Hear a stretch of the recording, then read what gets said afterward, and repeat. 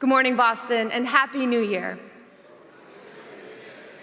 Congratulations to the Boston City Council, and a special welcome to our colleague, new to elected office, but not new to service, Reverend Counselor Minyard Culpepper.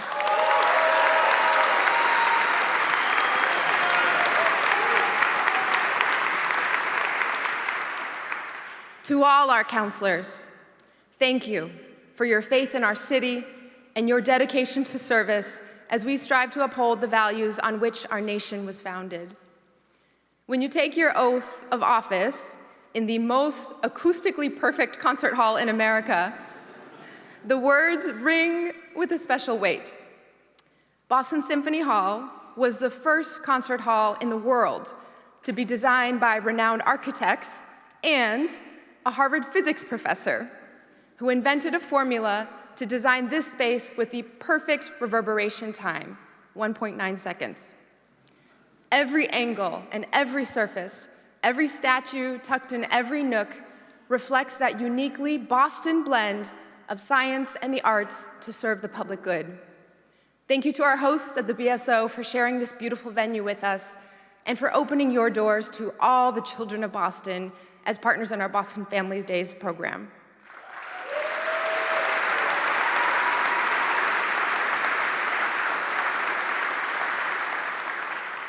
Governor Healy, Congresswoman Presley, Congressman Auchincloss, Chairman Michaelwitz, Leader Moran, and Ellie, to my fellow mayors here today, all of our state, county, and federal officials, thank you for your partnership.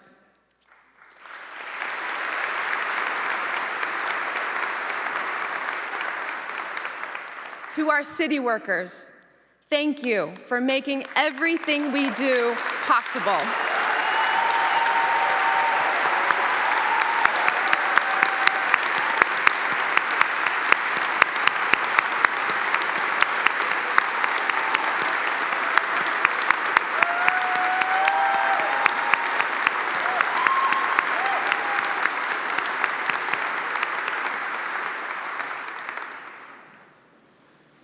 To my husband, Connor, to Blaze, Cass, Mira, and my entire family here today, thank you so much, and I love you.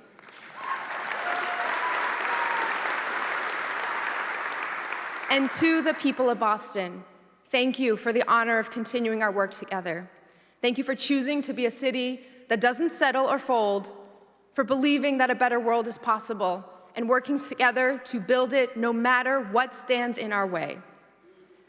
2026 marks 4 years and 2 months since our administration took office, and 250 years since our nation was born. 250 years ago on this very day, a young man, the son of immigrants and a BPS alum, was standing on the banks of a half-frozen river, focused on getting home to Boston. Henry Knox was on a mission to bring cannons from Fort Ticonderoga over 300 miles to Dorchester Heights, where, with command of the high ground, General George Washington and the Patriots could liberate Boston from British control. But between Knox and his city lay a nearly impossible obstacle for 60 tons of cannons to cross. The Hudson River, thawing in the sun, its surface a mosaic of splintering ice. Without the cannons, he knew Boston would never be free. Without Boston, he knew the revolution would fail. So over the next few days, Knox and his men crept out onto the ice in the coldest part of the night, drilling holes to let the water flow up from below and freeze over in thickening layers. Faced with an impossible challenge, he did what Boston has always done best. With a blend of creativity and courage, imagination and will, he forged a path forward. 4 years ago, I was sworn in as mayor in the only building in Boston more beautiful than this one, City Hall.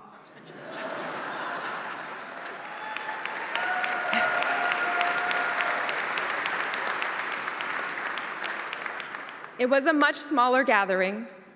Everyone was masked up, and it felt at the time like we might never emerge from the endless cycle of constantly evolving viruses threatening to keep us apart.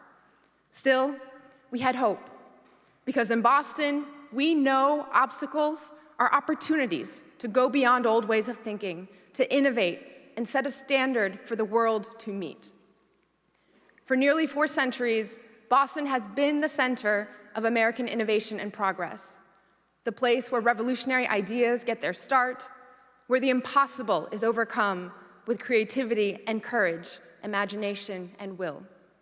So 4 years ago, we got to work forging the path forward. We promised to make Boston a home for everyone, starting with safety. And together, we drove gun violence down to the lowest levels on record.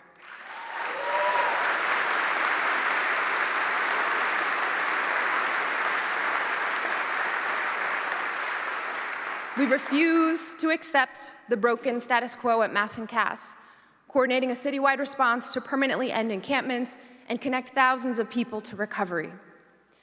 We prioritize housing like never before, building 4,200 affordable homes with another 2,000 under construction, tackling outdated zoning and red tape, converting vacant city lots and empty office buildings into hundreds of new homes, and helping more Boston families become first-time homeowners than ever before.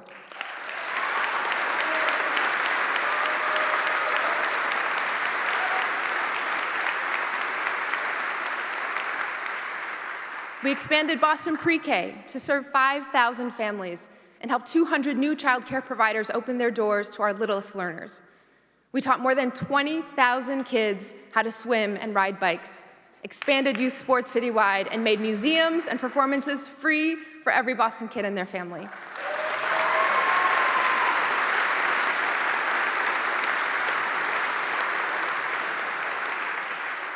Boston Public Schools' graduation rates and attendance are up, and we're on track to offer early college classes to every high school student by the fall of 2028.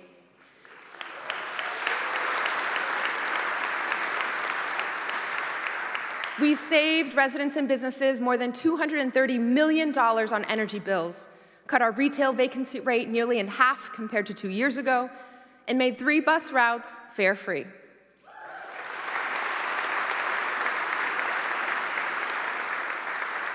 We repaved more than 100 miles of roadway, made it faster to fix sidewalks, and protected more miles of road for safe walking and biking than ever before.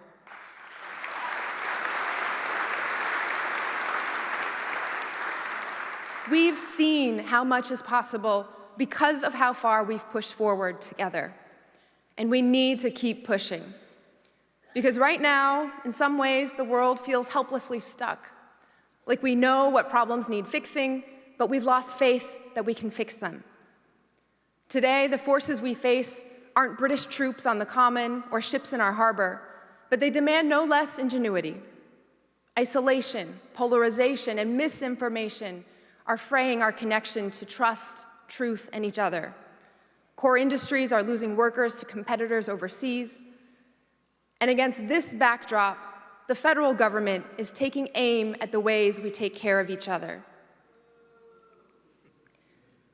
They have slashed funding for emergency management, research, housing, education, and life-saving care, abducted our neighbors off sidewalks and outside our schools, crushed small businesses with trade wars and tariffs, trashed clean energy projects to profit billionaire donors, carried out unconstitutional military campaigns, and illegally deployed our troops against our own families and neighbors in peaceful American cities. This federal administration has plundered our economy, ravaged our reputation, torched our institutions, and destroyed the lives of our people. But when, in the course of human events, it becomes necessary for a city to stand as the beacon for freedom and proof of what's possible, a testament to the endurance of American ingenuity and civic success, Boston will be that beacon.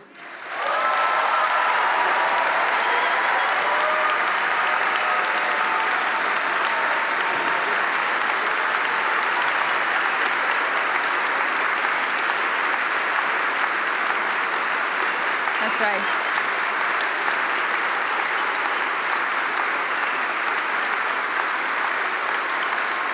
We are Boston.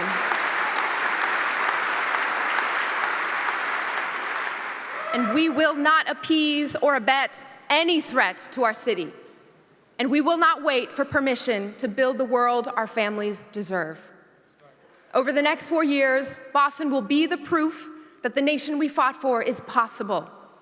A place where we take care of each other and take on the challenges that matter the most. In our second term, we will reinforce the very foundations of our democracy, local government as the bedrock for getting results. Making Boston the best city for families means getting the basics right and delivering on our most fundamental, most important work every day. Repaving streets and sidewalks, tending to our playgrounds and parks, and ensuring that every block of our city is healthy and safe, beautiful and welcoming for every one of our residents. Nearly a century and a half before our nation was born, Bostonians were hosting town meetings to tackle together the challenges they couldn't tackle alone. Our public parks, our schools, and our libraries were the first in the country because Boston was determined to be a democracy that's direct and effective, focused unflinchingly on the public good. This legacy lives on in every pothole filled, every library book borrowed, every playground full of laughter. We will continue to make city services more efficient, responsive, and accessible in every way possible across every neighborhood. Starting this year, together with members of my cabinet and the Office of Neighborhood Services, we will hold mayor's office hours across Boston, an opportunity to connect directly with residents, hear what's working and what's not, and unstick any city service issues in real time. And to ensure that every community member can count on City Hall, whether you're opening a business, throwing a block party, or building a new home, we're going to streamline every city permitting process and set the bar for excellence in constituent services.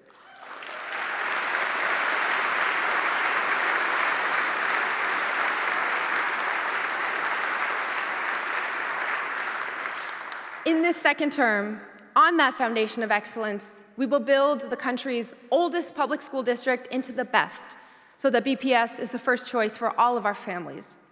2 miles from here, Boston opened the first public school in the country, the same school where Henry Knox learned to read. 200 years before the rest of the nation, we made a choice to make education a right. Today, we also choose operational excellence, academic rigor, and high expectations in every classroom. We'll continue right-sizing our district, investing in facilities and student supports, and improving transportation. We refuse to accept that accessing high-quality education means crisscrossing our children all over the city, rather than ensuring that in every corner of Boston, the best school is just down the block.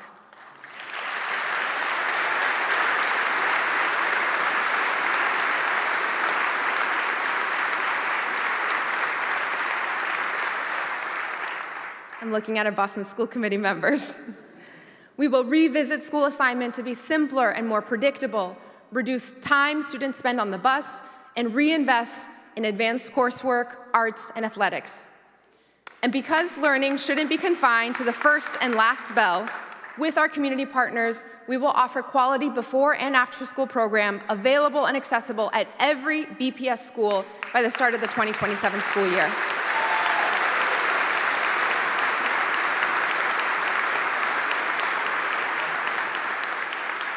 And we will invest in the facilities our students and families deserve.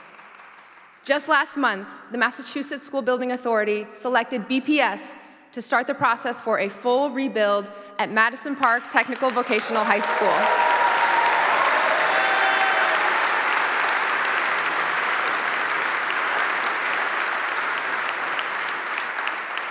And next year, we'll cut the ribbon on the best student athletics facility of any public school district in the country at Boston's own White Stadium.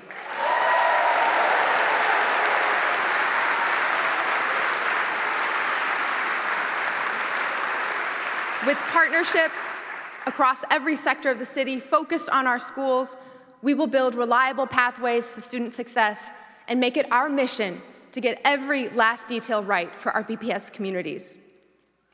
An educated citizenry is the lifeblood of Boston's proud tradition of civic engagement, and the key to our economic success.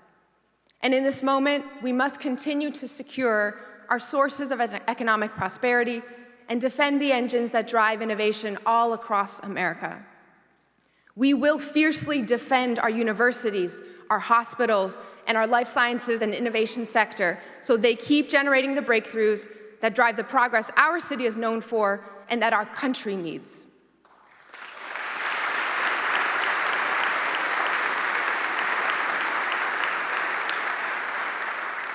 We will ensure that Boston remains the place where people come to do good in the world, to solve the toughest problems that haven't been solved.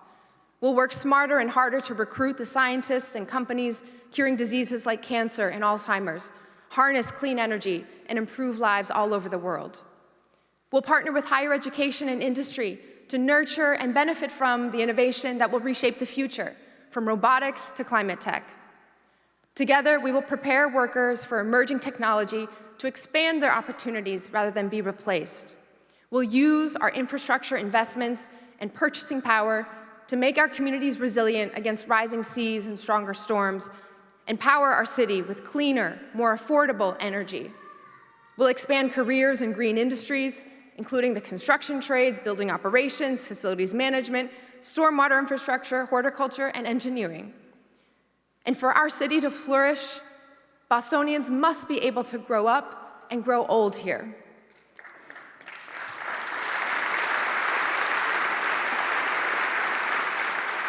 We will work to address the housing needs of our families and seniors, focusing on solutions they want and can afford.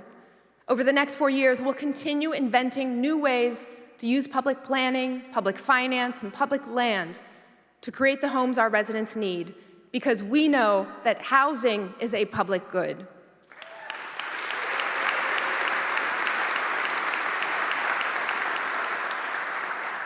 We are the city that created whole new neighborhoods out of swampland and invented the triple-decker to tackle the housing crises of our past.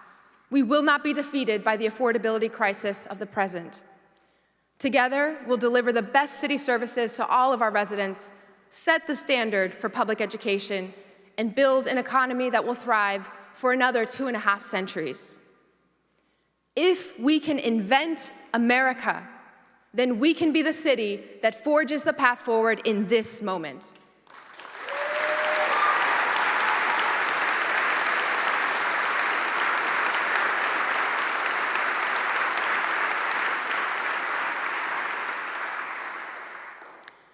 But right now, backstage, there's someone who doesn't know anything about acoustics or walking on ice.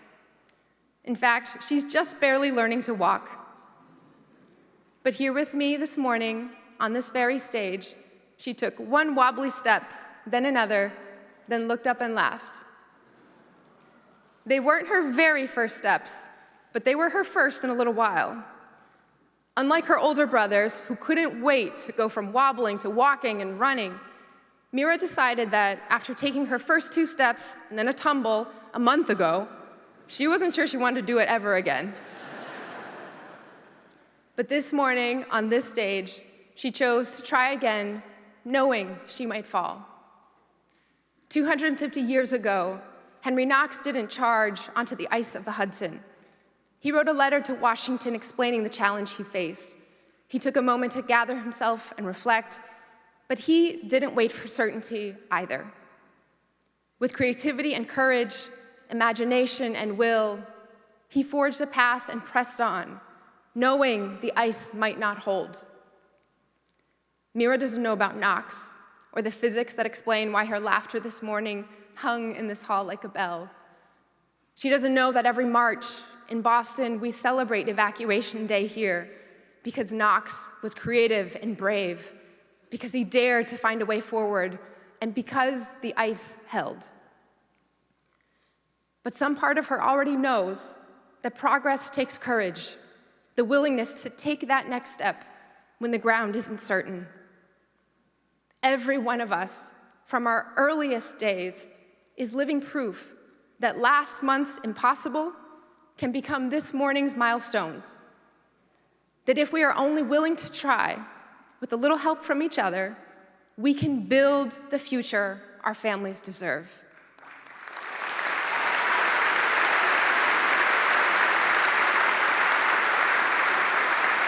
Thank you, Boston. Thank you for the honor of building it together. God bless the city and the people of Boston. Let's get back to work.